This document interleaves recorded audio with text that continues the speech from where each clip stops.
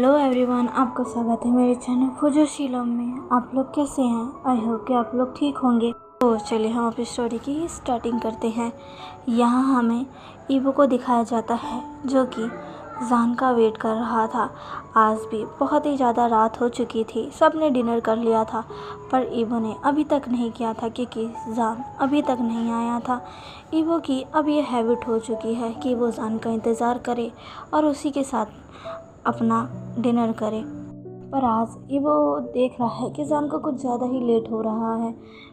Evo काफ़ी देर तक बैठा रहता है और जान का वेट करता रहता है, पर जान अभी तक नहीं आया था। सारा खाना भी ठंडा हो रहा था।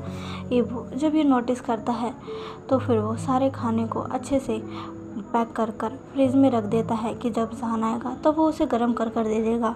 और ये सोचकर ईवो अब अपने रूम में चला जाता है। वो थोड़ा सा फ्रेश होना चाहता था, उसे थोड़ी सी थकावट सी लग रही थी, इसीलिए ईवो सीधा वॉशरूम में फ्रेश होने के लिए चला जाता है।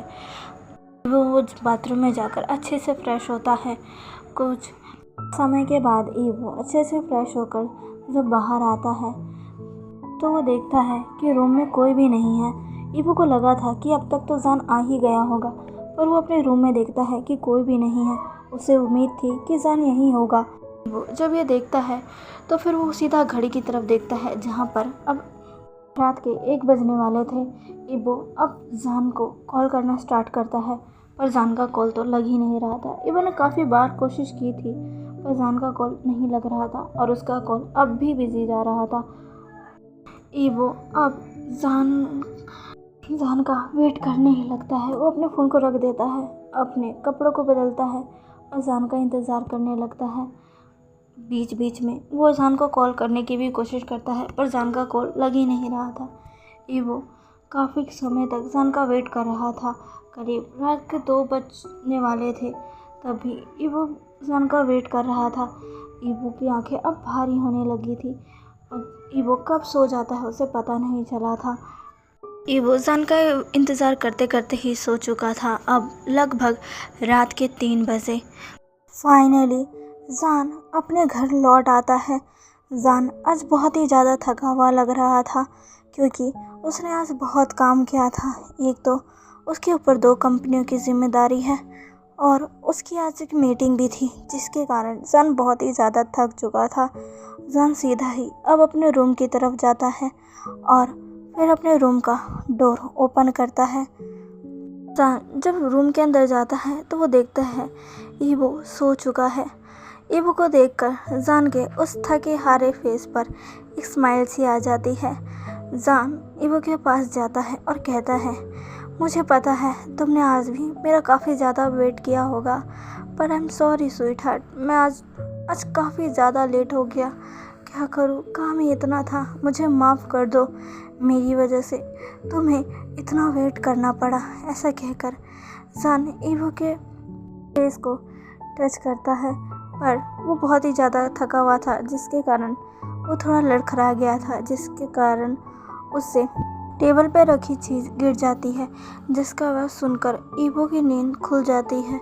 वो अपनी आंखें खोलकर देखता है तो सामने जान था। जान को देखकर ईवो तुरंत ही उठ जाता है और कहता है, जान तुम आ गए। तभी जान कहता है, माफ़ करना ईवो, मैं तुम्हारी नींद ख़राब नहीं करना चाहता था। ईवो कहता है, नहीं, पर तुम इतनी लेट। तभी जान कहता है, माफ़ कर देना, आज मैं कुछ ज़्यादा ही लेट हो गया। मुझे पता है तुमने काफ़ी ज़्यादा वेट किया होगा, पर मैं क्या करूं, मुझे माफ़ कर दो ईवो। जान ऐसा कह रहा था, पर ईवो जान को देख रहा था जो कि काफ़ी ज़्यादा थका लग रहा था। उसके चेहरे पर ढेर सारे पसीने थे और उसकी बॉडी बहुत ही ज़्यादा थकी हुई लग रही थी। ईवो जान को देखता और कहता है, जान तुम ठीक तो हो ना? जान कहता है, हाँ मैं बस ठीक हूँ, बस थोड़ा सा थक गया हूँ, मैं अभी जाकर शावर ले लूँगा तो फिर मैं ठीक हो जाऊँगा। ईवो तुम सो जाओ। तभी वो कहता है, तुमने कुछ खाया? जान कहता है, नहीं, पर मेरा कुछ खाने का मन नहीं है। तभी ईवो कहता है, ऐसा कैसे चलेगा जान, तुम इतना काम करते हो और कुछ खाओगे भी नहीं, तुम जल्दी से फ्रेश हो जाओ, मैं तुम्हारे लिए कुछ खाने के लिए लेकर आता हूँ। ऐसा कहकर ईवो जाने लगता है, पर जान ईवो का हाथ पकड़ लेता है और उसे कहता है, नहीं ईवो, मत लाओ, रहने दो। मैं सीधा शाल लेकर सोना चाहता हूँ। मैं बस शाल ले लूँगा और फिर सो जाऊँगा। मुझे खाने का मन नहीं है। तभी ईवो जान की तरफ घूर कर देखकर कहता है, ऐसा कैसे नहीं खाने का मन है जान? तुम्हें खाना खाना होगा। तुम्हें खाना खाने की ज़रूरत है। तुम जाओ, शाल ले लो। मैं अभी जल्दी से तुम्हारे लिए खाना गर्म कर ले आता हूँ। जाओ। ईवो कहता है, जान जाओ, मैंने कहा ना। तभी जान कहता है, पर ईवो, वो कहता है, कुछ नहीं, तुम जाओ, जाकर शाल ले लो। जान कहता है, ठीक है। और ऐसे कहकर जान अब वॉशरूम की तरफ जाने लगता है, पर वो बहुत ही ज़्यादा थका हुआ था। उससे ढंग से चला भी नहीं जा रहा था।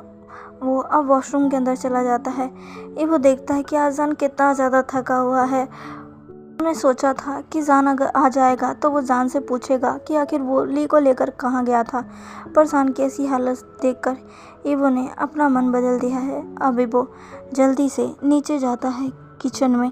वो जल्दी से सारे खाने को वापस से बाहर निकालता है, उन्हें गर्म करता है और फिर अच्छे से ट्रे में अरेंज कर जान के लिए ऊपर ले आता है और अब उस खाने को टेबल पर रख देता है और जान का वेट करने लगता है। जान फाइनली एक लंबा शाल लेकर निकलता है। वो बहुत ही ज़्यादा थक गया था, इसीलिए उसने आज एक लंबा शाल लिया था। शाल लेने के बाद जान अब बाहर आता है। उसने सिर्फ टॉवल लपटा हुआ था। जान के बॉडी पर अभी भी पानी था और उसके बालों में से भी पानी टपक रहा था। ये वो जब जान को ऐसे देखता है तो उसका चेहरा खुद ब खुद ब्लश करने लगता है। जान की वो बॉडी देखकर ईवो एक गल्प करता है और तुरंत ही पीछे मुड़ जाता है और कहता है, ये मैं क्या सोच रहा हूँ। तभी जान कहता है, ओह तुम आ गई, वो तुम खाना लेकर आ गए। वो कहता है, हाँ जल्दी आओ और खाना खा लो। जान कहता है, ठीक है। जान ऐसा कहकर अब ईवो के पास आता है और ईवो को पीछे से हक कर लेता है। ईवो कहता है, जान। ईवो को जान कस कर पकड़ता और कहता है, ईवो मैं बहुत थका हुआ हूँ, प्लीज़ तुम मुझे आज अपने हाथों से खिला दो ना। ईवो ऐसा सुनता है और कहता है, जान कहता है, प्लीज़ ईवो। ईवो कहता है, ठीक है बैठो। ऐसा कहकर ईवो अब जान को बैठाता है। जान अब बेड पर बैठ जाता है। उसके चेहरे पर एक बड़ी सी स्माइल थी। ईवो अब खाने को खुद अपने हाथों से जान को खिलाने लगता है। जान भी ईवो के हाथों से खाना खा रहा था, पर जान बहुत ही ज़्यादा थका हुआ था, इसलिए अब उसे थोड़ी नींद सी आ रही थी। ईवो कहता है, जान पहले खाना खा लो। जान कहता है, ईवो मुझे नींद आ रही है। पर तभी ईवो कहता है, जान कब खा भी लो।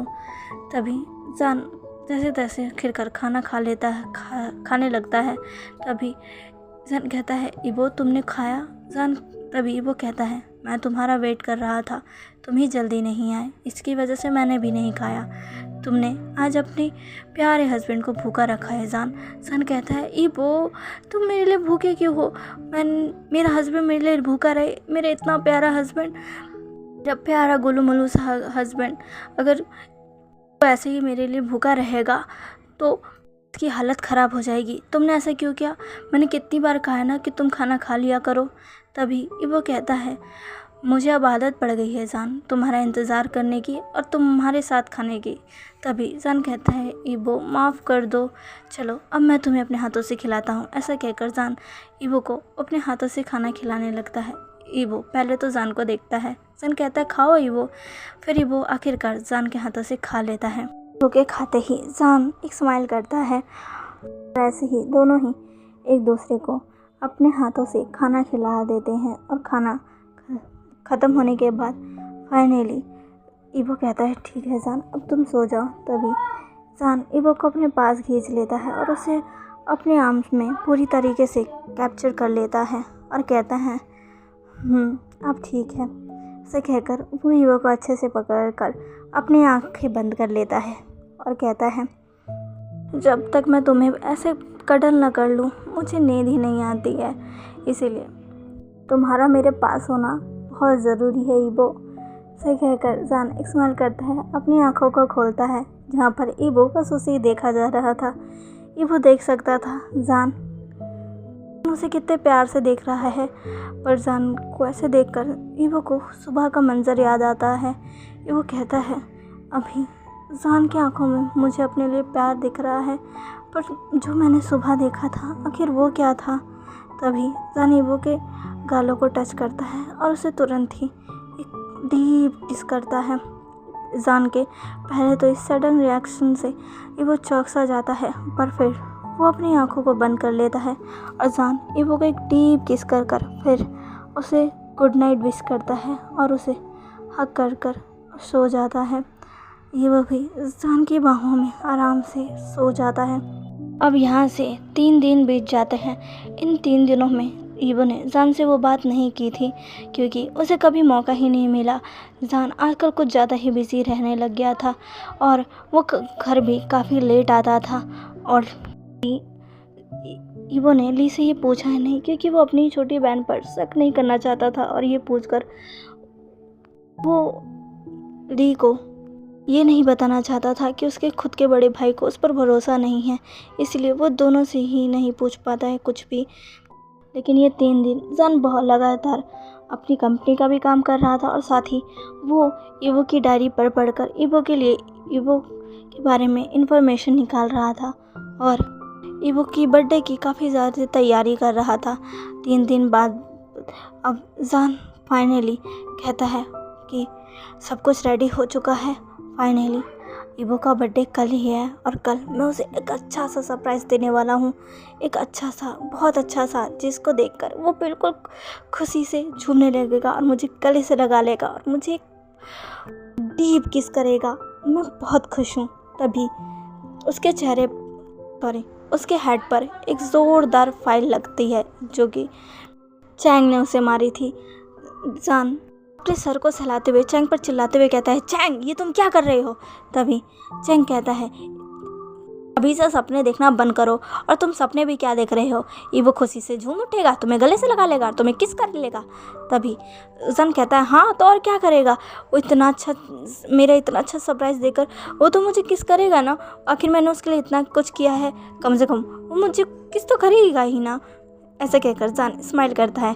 तभी चैंग कहता है, तुम पागल हो।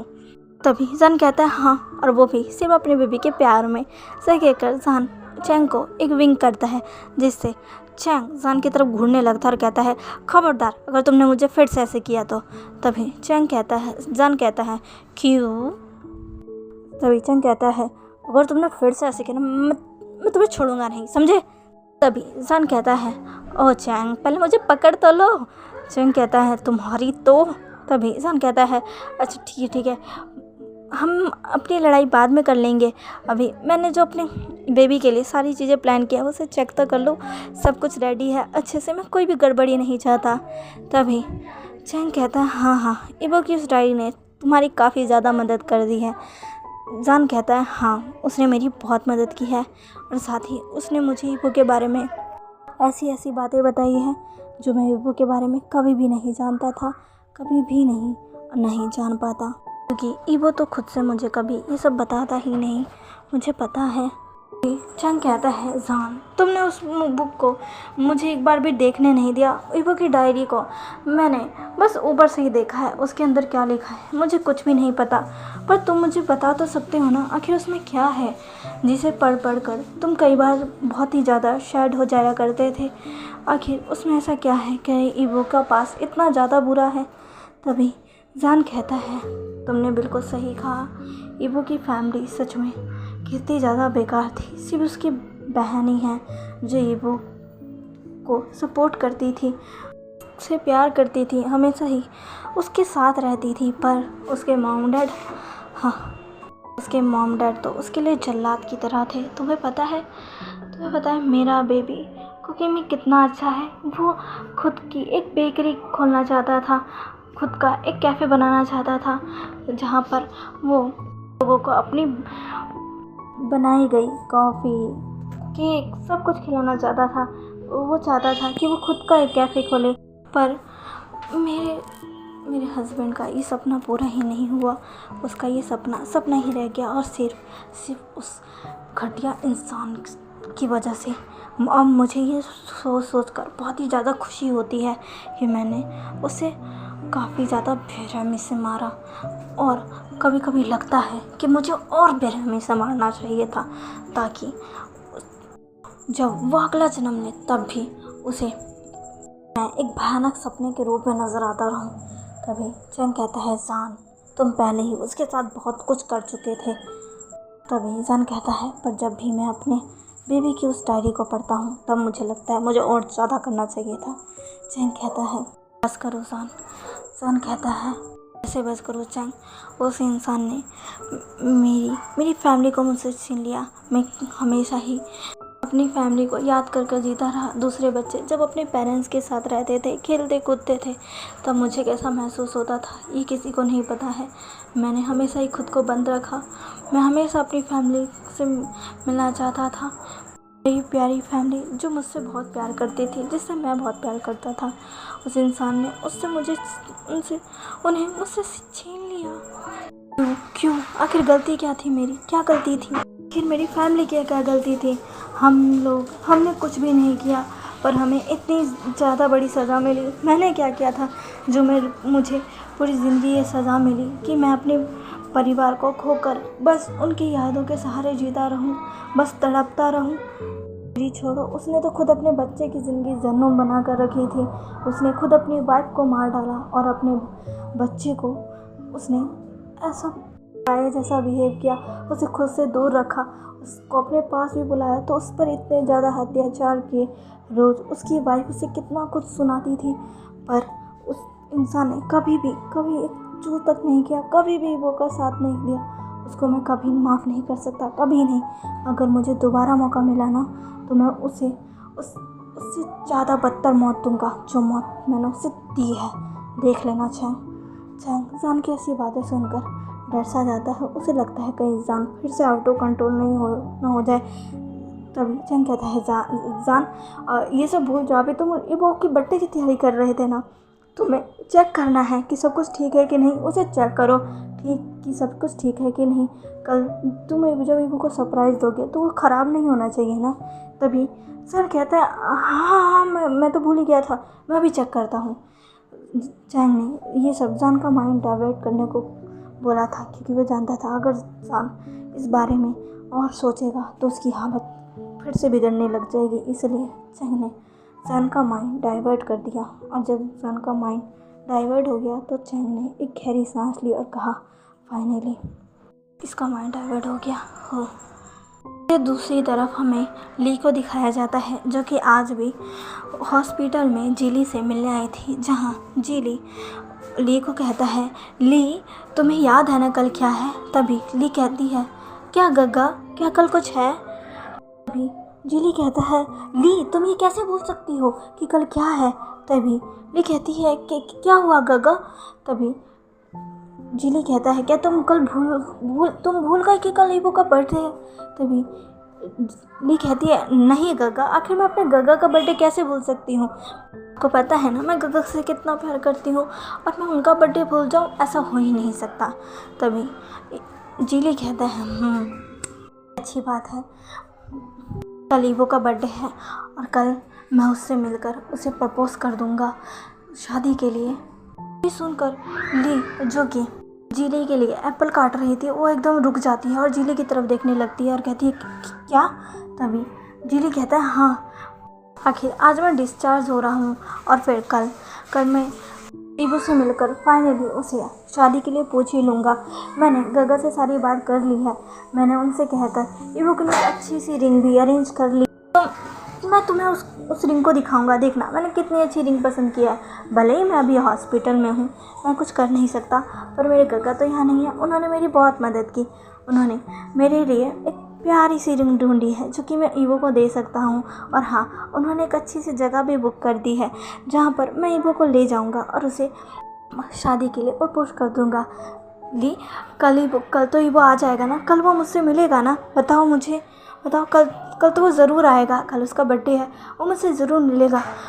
हर बर्थडे मैं उसके साथ रहता हूँ, तो और हम दोनों साथ में इबो का बर्थडे सेलिब्रेट करते हैं। कल तो वो रहेगा ना? ली, बताओ मुझे, कल तो वो मुझसे मिलने आएगा ना? वो हॉस्पिटल में मुझसे मिलने नहीं आया, इतने वक्त हो गए। शायद तुम्हारे पेरेंट्स की वजह से वो मेरे से मिलने ना आ रहा हो, और जो वो काम कर रहा है शायद उसकी वजह से ना मिलने आ रहा हो। मैं खुश हूँ कि अब वो अपने पैरों पे खड़ा हो रहा है, पर कल तो वो मुझसे मिलेगा नहीं। ली, बताओ ना मुझे, बताओ ना मुझे, तुम कुछ बोलती क्यों नहीं? बताओ मुझे ली, कल ही वो आएगा ना, बताओ बताओ ली। ली, जो कि अपनी जगह पर ही थम सी गई थी, उसे समझ नहीं आ रहा था कि आखिर वो क्या जवाब दे, क्योंकि वो ये बिल्कुल भी नहीं कह सकती कि ईवो की शादी जान के साथ हो चुकी है, और वो झीली को भी ये करने नहीं दे सकती, क्योंकि अगर उसने ऐसा किया तो शायद उसके गगा बहुत ही ज़्यादा गुस्सा हो जाएंगे, और अगर झीली को पता चला कि उसके गगा शादीशुदा है तो पता नहीं वो क्या करेगा। ली इन्हीं सब उलझनों में फंसी हुई थी और वो कुछ बोल ही नहीं पा रही थी। तो चलिए गाइस, आज का पार्ट बस यहीं तक। आज का पार्ट आपको कैसा लगा प्लीज़ प्लीज़ प्लीज़ मुझे कमेंट करके ज़रूर बताइएगा। और जो बैकग्राउंड वॉइस आ रही थी उसके लिए आई एम सॉरी, उसे इग्नोर कीजिएगा। और हाँ, आई एम सॉरी मैं वीडियो लेट ला रही हूँ, क्योंकि मेरी तबीयत अभी कुछ ठीक नहीं है, पर मैं कोशिश करूँगी कि मैं वीडियो डालती रहूँ, भले ही लेट क्यों ना हो जाए। मैं माफ़ी चाहती हूँ, एक तो पहले से ही वीडियो लेट आ रही थी और अब मेरी तबीयत थोड़ी सी ख़राब हो चुकी है, इसीलिए मैं 2-3 दिन से मैंने वीडियो अपलोड नहीं की। उसके लिए I am very very sorry. Please आप लोग मुझे समझ सकते हैं, आई होप। और आज का पार्ट का कैसा लगा प्लीज़ मुझे ज़रूर बताइएगा, और प्लीज़ मेरे चैनल को लाइक, सब्सक्राइब एंड शेयर भी कर दीजिएगा। मिलते हैं इसके नेक्स्ट पार्ट में, बाय।